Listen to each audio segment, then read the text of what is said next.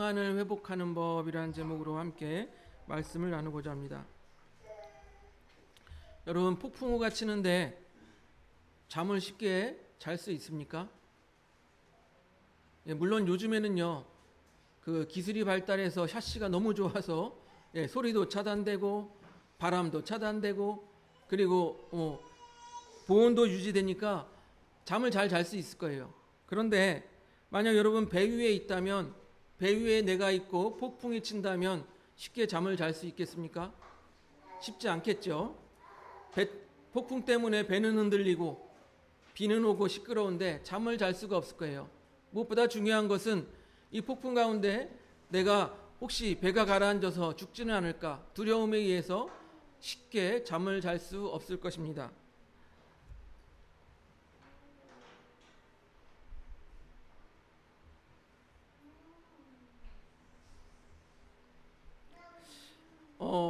그런데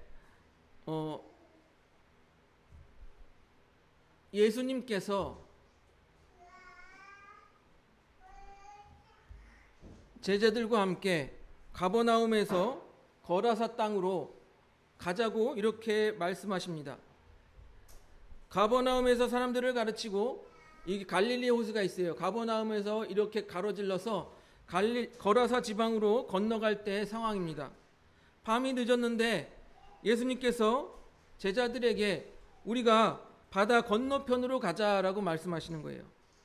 그래서 제자들과 예수님이 함께 배를 타고 건너가는데 바다 한가운데서 광풍이 일어나는 것입니다.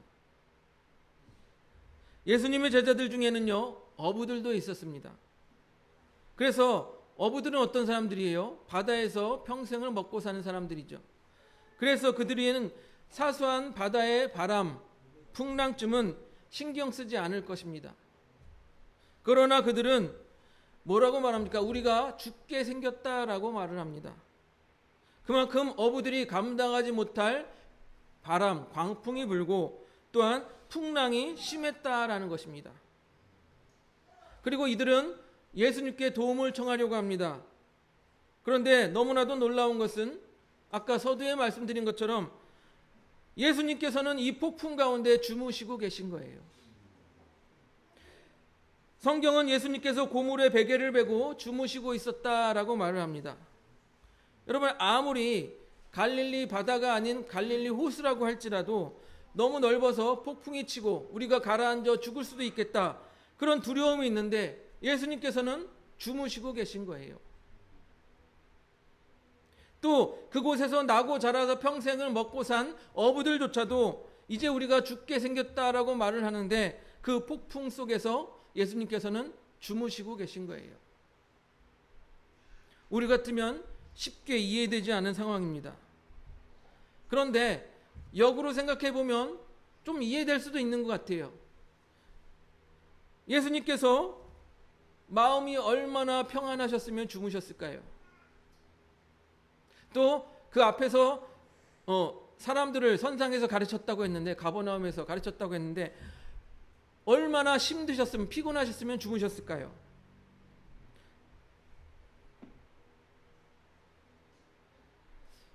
이렇게 예수님이 주무셨던 상황을 보면 분명히 우리가 생각하기에는 뭔가 피곤함도 있었겠지만 그래도 뭔가 마음이 평안한 마음이 있었기 때문에 잠을 잘 수 있지 않았을까, 이렇게 생각을 해봅니다.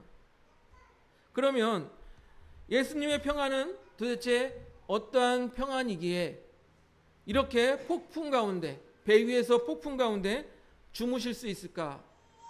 여러분, 궁금해지지 않습니까?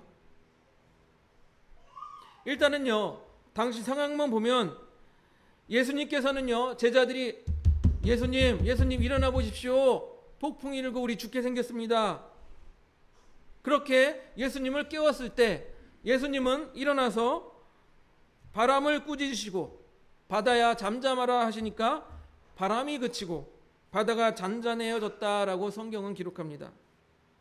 이 말은 무슨 말입니까? 예수님께서 이 바람도 또한 바다도 컨트롤할 수 있다라는 의미입니다. 또 달리 말하면 예수님께서는 바람도 컨트롤할 수 있고 바다도 컨트롤할 수 있기 때문에 평안하신 것인 거예요. 이해가 되세요? 내가 내 마음대로 이렇게도 움직일 수 있고 저렇게도 움직일 수 있으면 마음이 평안한 거예요. 근데 내 마음대로 안 되면 불안한 거예요. 그렇잖아요.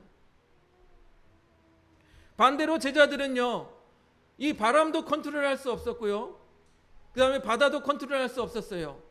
아무리 어부라고 해도 이 자연은 자신들이 컨트롤할 수 없었던 것입니다. 그래서 여러분, 옛날 우리나라도 바닷가에 보면은 이렇게 뭐 바다에 풍랑 일지 않고 좋은 수확량을 위해서 막 제사도 지내고 그러지 않습니까? 왜? 자기들이 컨트롤할 수 없기 때문이에요. 그렇다면 중요한 것은 이 바람과 풍랑 가운데서 주무실 수 있는 이 예수님의 그 평안함 우리도 누리고 싶지 않습니까? 그래서 오늘은 이 평안을 회복하는 법이라는 주제로 함께 말씀을 나누고자 합니다. 일단은요, 제자들이 갈릴리 바다 가운데서 폭풍을 만나 불안해하고 떨고 있을 때 어떻게 회복되었습니까? 여러분, 어떻게 그들이 회복되었어요? 예수님, 우리가 죽게 생겼습니다. 우리가 이 풍랑과 바람 가운데 우리가 죽게 생겼습니다 할 때 어떻게 회복되었어요? 예수님을 깨워서 예수님께 도움을 청하니까 해결된 거예요. 그렇잖아요. 달리 말하면 예수님이 바로 옆에 계셨기 때문에 평안을 회복할 수 있었던 것이에요. 여러분, 예수님이 옆에 없으면 도움을 청할 수 없잖아요. 예수님이 옆에 없으면 예수님께서 잔잔하라, 바다야 잔잔하라 말할 수 없잖아요. 그래서 성경에서 많은 인물들이요, 구약에서도 마찬가지입니다. 하나님과 멀어졌을 때 두려워하고 하나님이 임재하셨을 때는 하나님 뭐라고 말씀하십니까? 두려워하지 말라라고 말씀하세요. 신약 성경도 마찬가지입니다.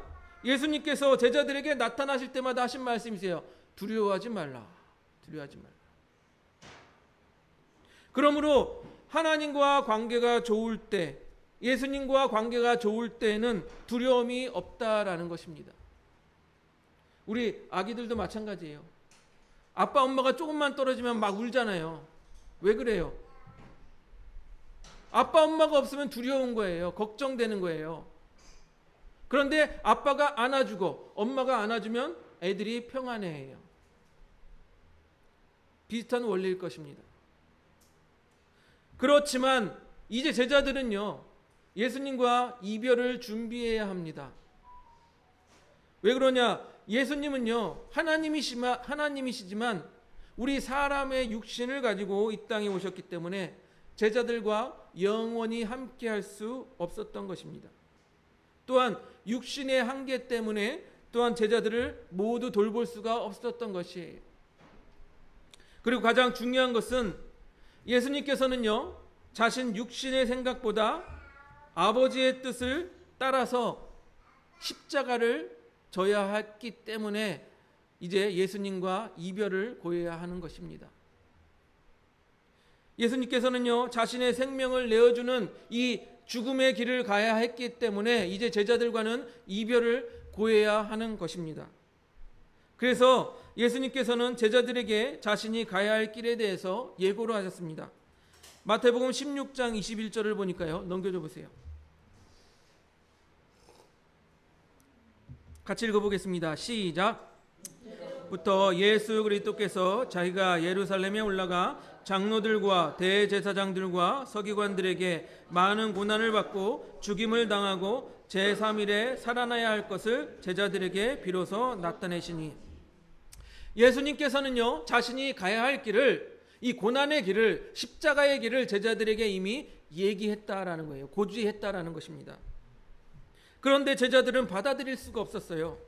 그래서 유명한 말 있죠. 베드로가 주여 그리 마옵소서, 이 일이 결코 주께 미치지 아니하리이다, 그렇게 말한 거예요.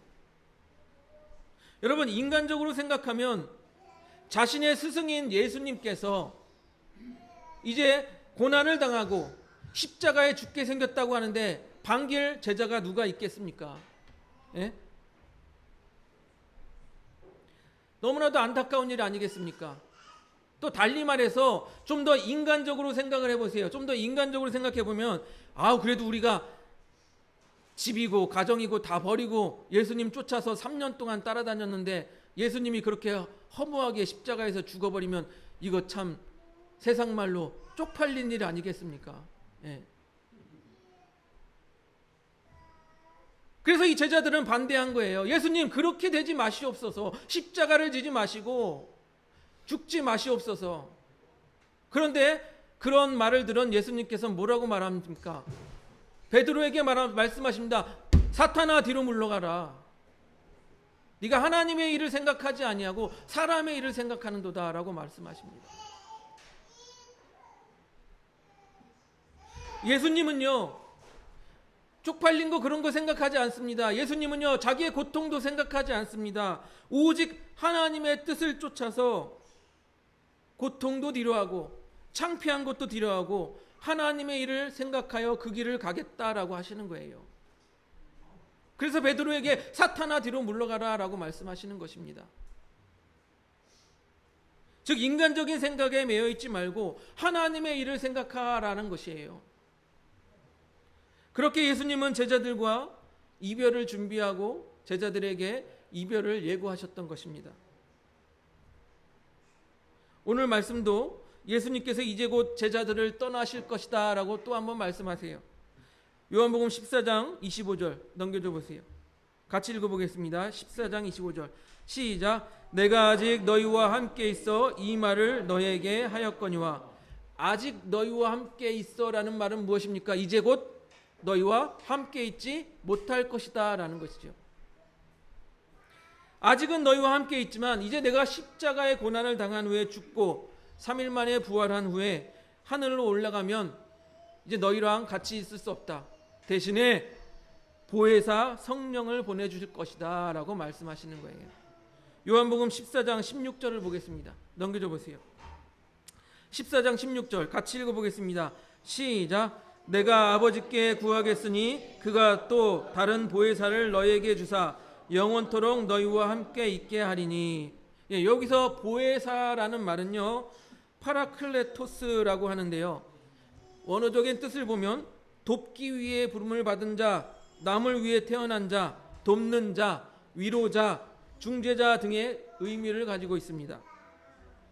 그렇게 예수님은 제자들을 떠나가시지만 예수님을 대신할 또 다른 보혜사, 그러니까 예수님께서도 보혜사였던 거예요. 제자들과 함께 그들을 돌보고 돕고 했던 보혜사였는데 또 다른 보혜사, 즉 성령님을 보내서 영원토록 너희와 함께 있게 하겠다라고 하시는 거예요.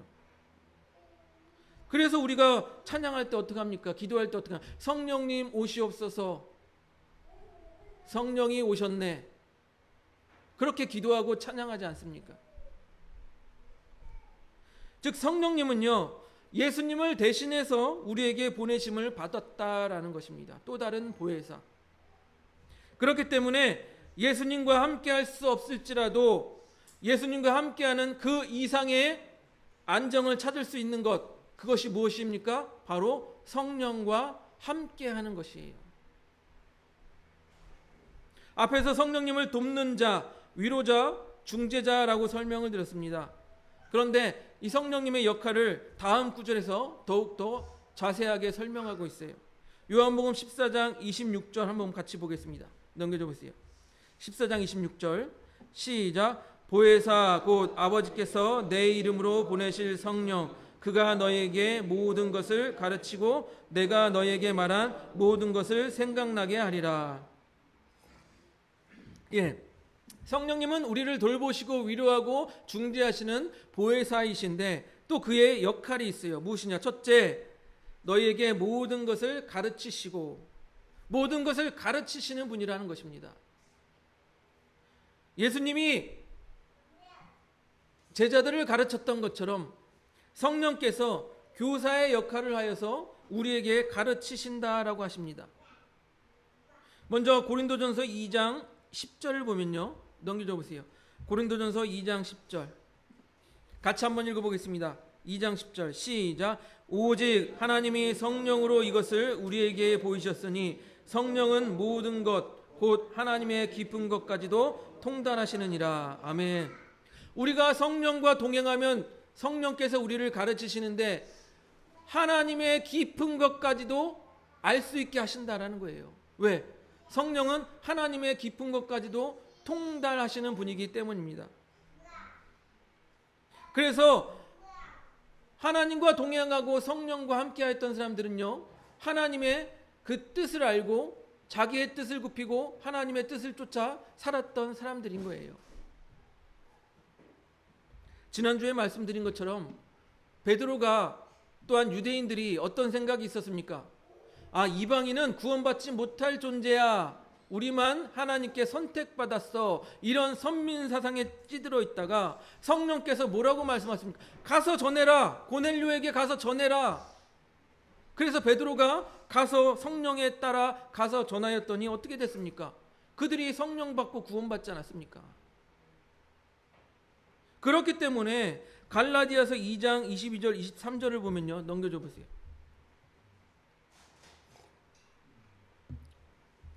같이 읽습니다. 시작. 오직 성령의 열매는 사랑과 희락과 화평과 오래 참음과 자비와 양성과 충성과 온유와 절제니 이 같은 것을 금할 법이 없느니라. 이렇게 성령의 가르침을 따라 살아가는 사람들, 성령의 인도하심에 순종하는 사람들은 이러한 성령의 열매들을 맺는다라고 말하고 있는 것입니다.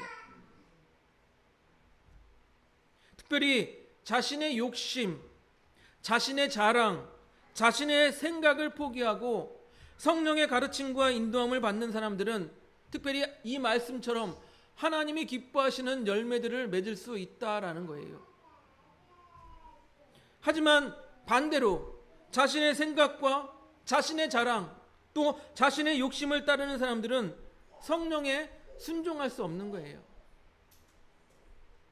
성령의 가르침에 순종하지 않는 사람들을, 그런 사람들에 대해서 데살로니가전서 5장 19절에는 이렇게 말씀하십니다. 성령을 소멸하지 말고, 성령을 소멸하지 말고, 내 안에서 성령께서 말씀하시는데 그것을 내 욕심으로, 내 자랑으로, 내 생각으로 소멸시키지 말라라는 거예요.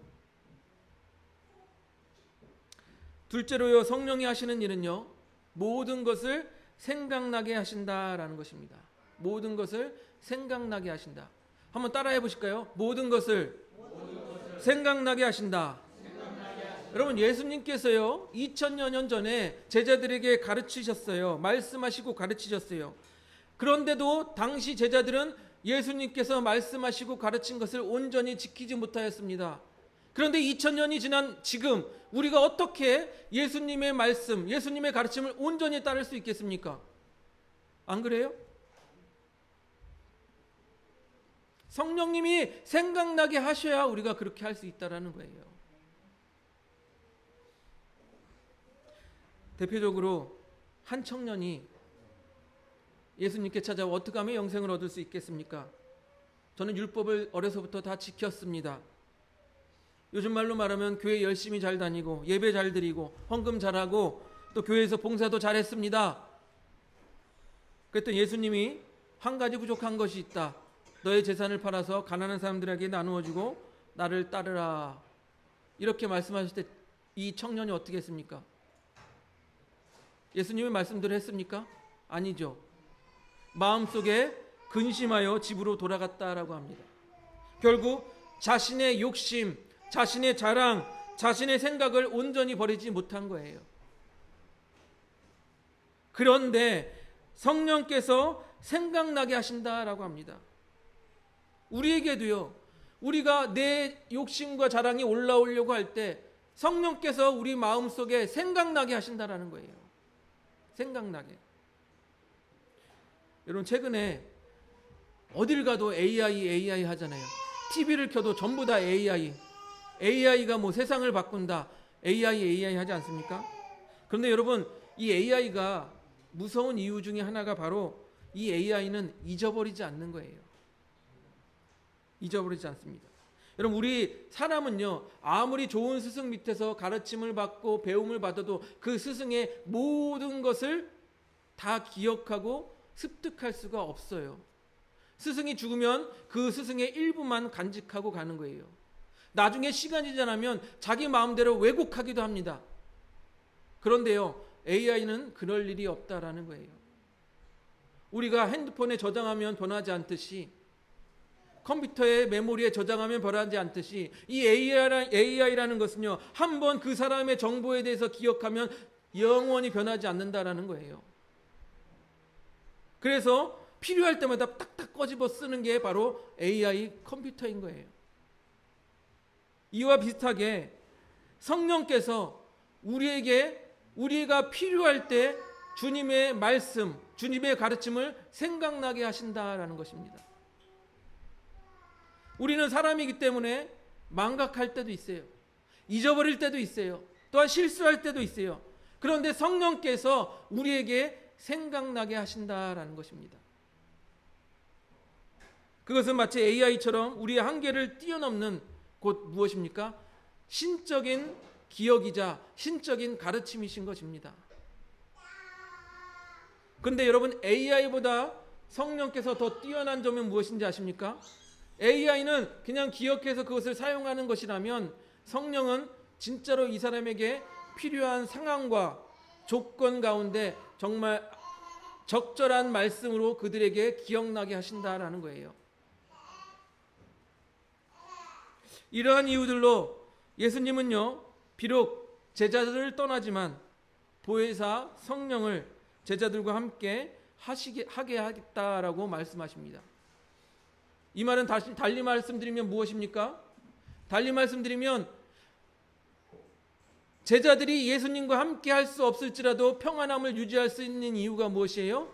성령께서 함께 하시기 때문이라는 거예요.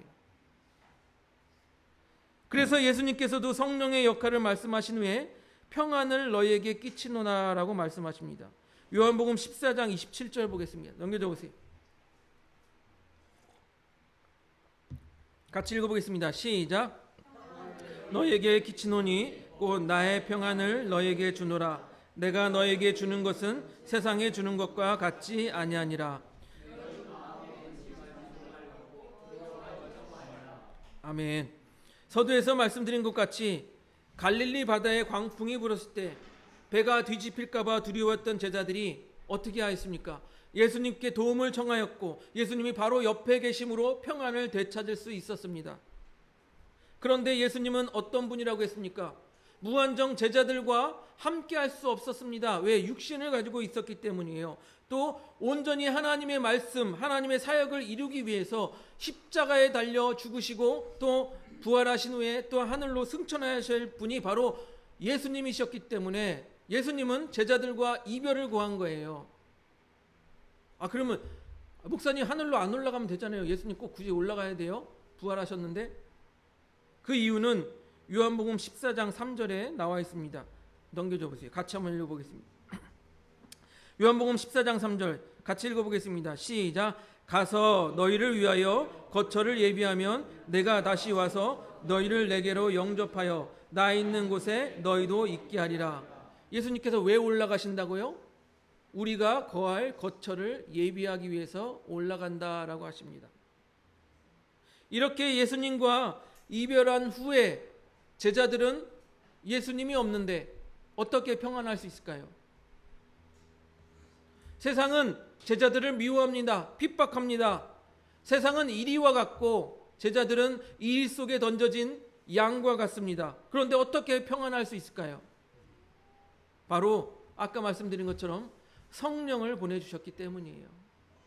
예수님이 함께하지 못하는 대신 성령께서 함께하시기 때문에, 그렇기 때문에 평안할 수 있는 것입니다. 여러분, 평안은요, 예수님의 제자들을 비롯하여서 예수님을 믿는 자들에게 주시는 예수님의 선물이에요. 그리고 예수님은요, 이 평안을 세상이 줄 수 없는 것이라고 합니다. 하늘의 평안인 것이에요.